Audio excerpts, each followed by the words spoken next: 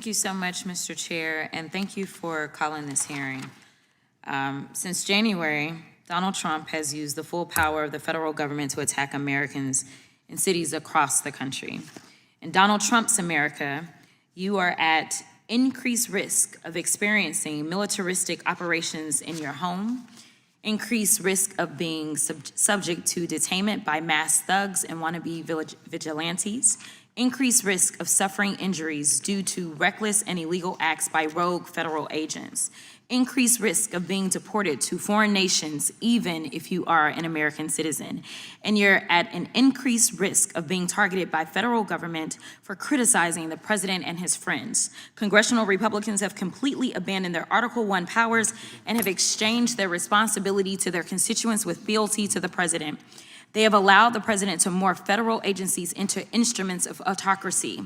And as a result, the president has been able to ignore federal law, disregard court orders, and implement the largest pay-for-play scheme in American history. The White House, well, what's left of it anyway, is literally up for sale. The federal courts have characterized this presidency as, quote, lawless. In fact, when ruling against illegal acts committed by the administration, a Republican-appointed federal judge stated, quote, "The court cannot imagine how the public interest might be served by permitting federal officials to flaunt the very laws they have sworn to enforce."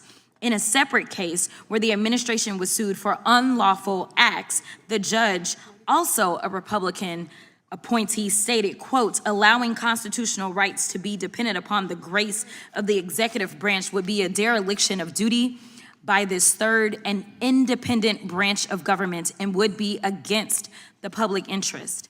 But in another case, the court summed it up perfectly by declaring, quote, "As is becoming far too common, we are confronted again with the efforts of the executive branch to set aside the rule of law in pursuit of its own goals."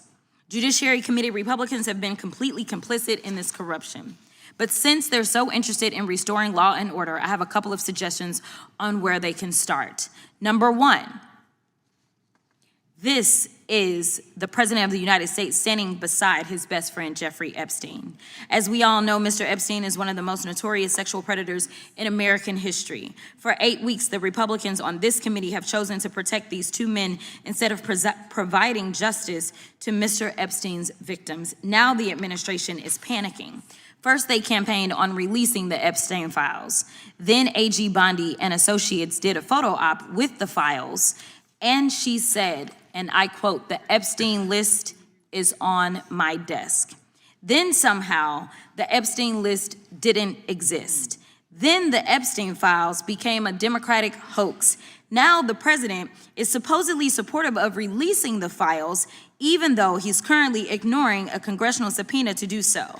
Now the president is simply crashing out. And it's because he can't seem to explain his special decades-long relationship with one of the most prominent sexual predators in American history. It's already public that he's in the Epstein files, but his administration is hiding the context of his involvement, if any, with Mr. Epstein's horrific crimes. Now, this is Miss Ghislaine Maxwell. Miss Maxwell, who obviously helped Jeffrey Epstein traffic more than 1,000 women and girls, well, Donald Trump is now giving her special treatment while she's serving out her prison sentence. He won't even rule out giving her a pardon or commuting her sentence. I don't need to explain why pardoning sex traffickers wouldn't be restoring law and order.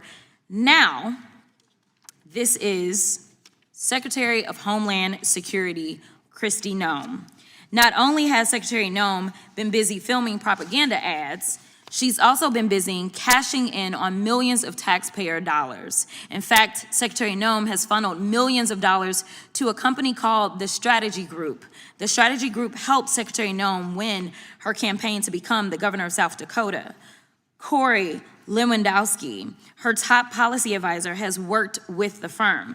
And the company's CEO is married to Secretary Noem's chief spokesperson, Mrs. Tricia McLaughlin.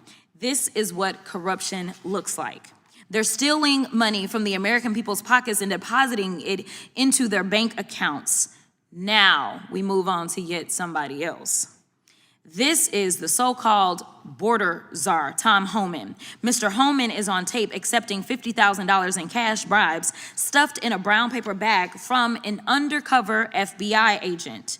Apparently, Mr. Homan accepted these bribes in exchange for awarding federal contracts to his friends. Trump's Department of Justice killed the investigation into Mr. Homan's crimes, and congressional Republicans didn't say a mumbling word. Lastly, this is insurrectionist and Nazi sympathizer Ed Martin. It appears that Mr. Martin is functioning as the Associate Deputy Attorney General, Pardon Attorney, Director of the Fake Weaponization Working Group, and Special Attorney for Mortgage Fraud. All that means is that Mr. Martin is Trump's lapdog, whom the president sends to initiate lawsuits against the president's perceived political opponents. This is what we call organized crime. They're breaking the law, often by stealing taxpayer dollars, covering up their crimes by ending and obstructing investigations, then prosecuting people who call out their unlawful behavior. And while the Republicans are encouraging this corruption, they're abandoning actual victims of violent crime and ignoring the Republican-led state's 21st century murder crisis. In September's appropriation markup, congressional Republicans proposed reducing the FBI staff by thousands of positions and underfunding the agency by more than $1 billion. They've proposed slashing resources from the ATF. They've proposed cutting grants for juvenile justice programs and hate crimes and eliminating the community violence intervention and prevention grants. They're literally defunding the police. So no matter what they say at today's hearing, congressional Republicans have proven that they are not investing in keeping American communities safe from violent crime. Mr. Chairman, I yield back.